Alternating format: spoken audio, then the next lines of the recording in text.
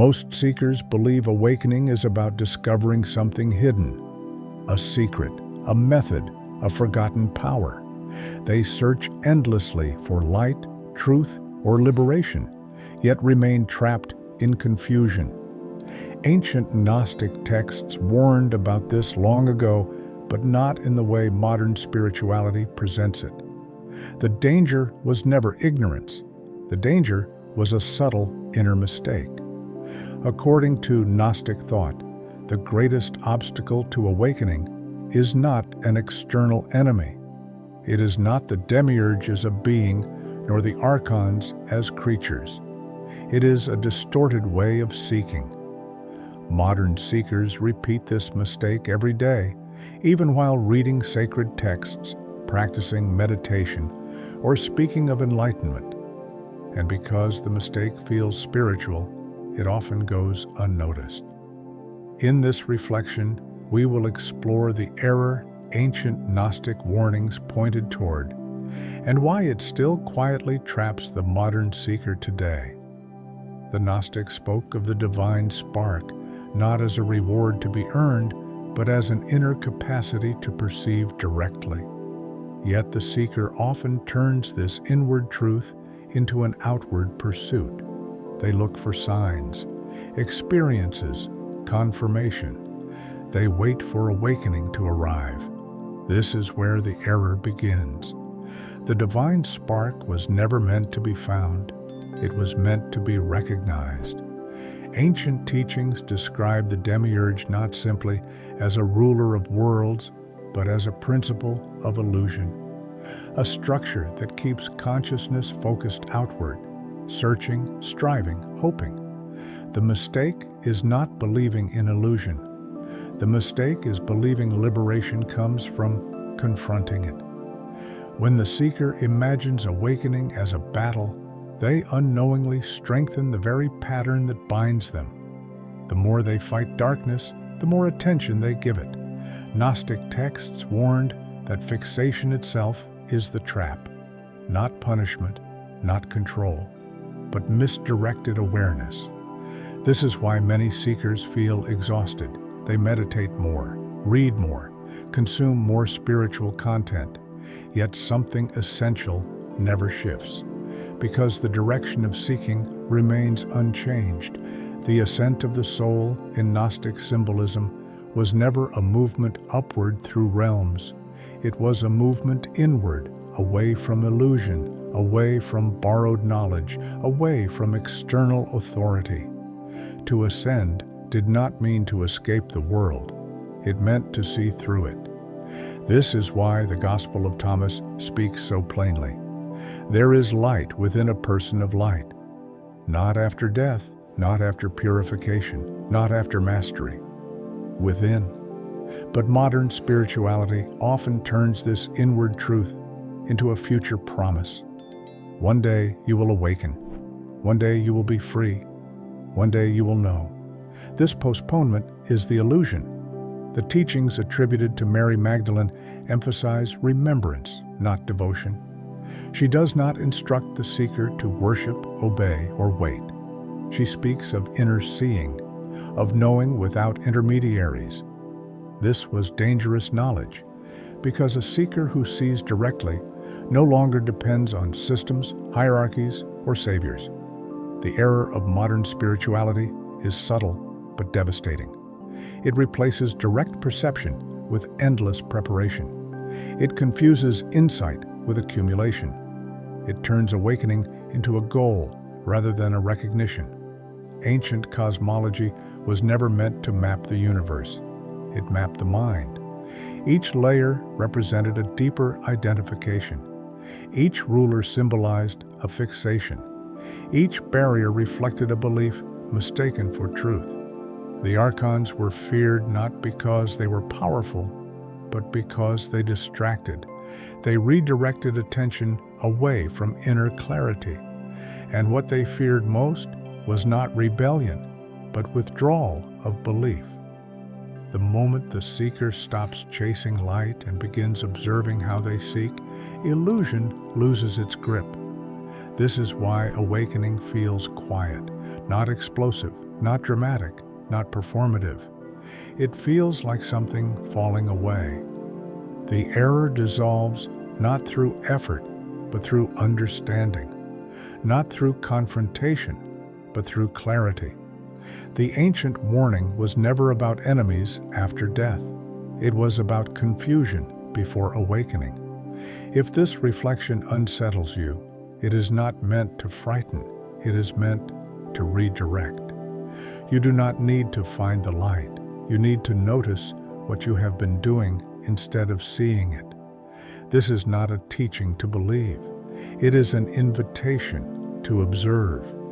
And observation, when honest, changes everything. You were never meant to search endlessly. You were meant to remember. This is the inner Gnosis archive. Many seekers believe the error disappears once they become spiritual, but the opposite often happens. The error does not vanish. It adapts. It learns new language, new symbols, new practices. And this is why it becomes more difficult to see. Spiritual language gives the illusion of depth, but illusion does not disappear simply because it sounds sacred. It becomes more convincing. Many modern seekers speak fluently about awakening, yet their way of seeking remains unchanged. They replace old desires with spiritual ones. Instead of success, they seek enlightenment. Instead of approval, they seek validation through insight. Instead of control, they seek transcendence. The structure remains the same. Only the mask changes. This is why ancient Gnostic warnings emphasized awareness, not accumulation. Because accumulation strengthens identity, and identity resists clarity. Spiritual practices, when misunderstood, become shelters for the ego. Meditation becomes a performance. Silence becomes an achievement. Insight becomes a possession. The seeker begins to measure progress. How calm am I today? How detached do I feel? How awakened do I appear? But awakening was never about appearing different. It was about seeing differently. This is where many feel frustrated. They do everything they were told. They meditate daily. They read sacred texts. They watch countless teachings. Yet something feels strangely untouched, because the error survives effort. Effort feeds the idea of a future state, and a future state postpones clarity. Ancient Gnostic symbolism warned against this delay. They described the mind as layered, not because ascent takes time, but because identification takes depth. Each layer is not passed through action, but through recognition. This is why forced transformation fails. You cannot escape illusion by chasing its opposite. Light pursued as an object becomes another distraction. The seeker becomes tired, not because awakening is difficult, but because the direction is wrong. This exhaustion is not a failure. It is a signal that effort has replaced observation, a signal that seeking has replaced seeing. And here the error begins to loosen, not when a seeker does more, but when they begin to question how they seek at all. This questioning is uncomfortable because it threatens identity. It dissolves roles, the meditator, the knower, the awakened one. And what remains feels uncertain. But this uncertainty is closer to clarity than certainty ever was. Ancient Gnostic teachings did not offer techniques for awakening. They offered warnings about what blocks perception, warnings about mistaking movement for progress. The correction they pointed toward was simple, but not easy. Stop seeking light as something separate from seeing. Stop postponing clarity. Stop waiting for a future awakening. The Gospel of Thomas does not speak of gradual arrival. It speaks of recognition. When you know yourselves, then you will be known. Not later, not after purification, not after mastery. Now, this knowing is not intellectual. It does not come from belief. It arises when attention stops running outward, when the seeker no longer asks, "What should I do to awaken?" and instead notices, "What is preventing me from seeing?" This shift is subtle. Nothing dramatic happens. No visions, no fireworks, no confirmation. There is only less movement, less striving, less commentary. And in that quiet, something becomes obvious. The light was never hidden, only overlooked. The teachings attributed to Mary Magdalene reflect this clarity. She does not guide through authority. She does not instruct through hierarchy. She reminds. She speaks to perception itself. This is why such teachings were considered dangerous, because they left no room for intermediaries, no systems to maintain, no roles to perform, only direct seeing. Ancient cosmology was misunderstood when taken literally. It was never a map of the universe, it was a mirror. Each realm symbolized a deeper attachment. Each ruler symbolized a belief mistaken for identity. Each barrier represented attention misplaced. The archons did not imprison through force. They distracted through fixation. And fixation dissolves when belief is withdrawn, not fought, not rejected, simply seen. This is why awakening feels quiet. It does not announce itself. It does not demand recognition. It does not create a new identity. It removes one. What falls away is not the world. What falls away is the illusion of separation. This is why the ancient warning was never about what happens after death. It was about what happens before awakening. Confusion delays clarity. Seeking delays seeing. But neither are permanent. If this reflection resonates, it is not because it teaches something new. It is because it removes something false. You do not need to become something else. You do not need to reach another state. You do not need to find the light. You need to notice how you have been looking for it. And when that noticing is honest, the search ends naturally. Not because it succeeded, but because it was never needed. This is the inner Gnosis archive. At a certain point, the seeker begins to notice something subtle, not a breakthrough, not an awakening experience, not a revelation, but a quiet realization. That much of the search has been movement without direction. The books, the practices, the teachings, the endless refinement of identity. All of it was driven by the same assumption, that something essential was missing, and that assumption shaped every step. This is where integration begins, not by adding more understanding, but by noticing what has been assumed all along. The ancient warnings were not meant to create fear.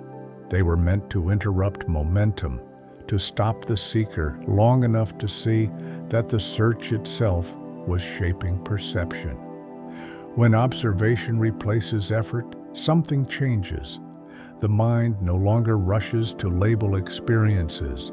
It no longer measures progress. It no longer compares moments of clarity with moments of confusion. There is simply attention, not focused, not disciplined, just present. And in that presence, the familiar urge to seek weakens, not because it is suppressed, but because it is understood. Much of modern spirituality keeps the seeker busy improving, busy healing, busy becoming.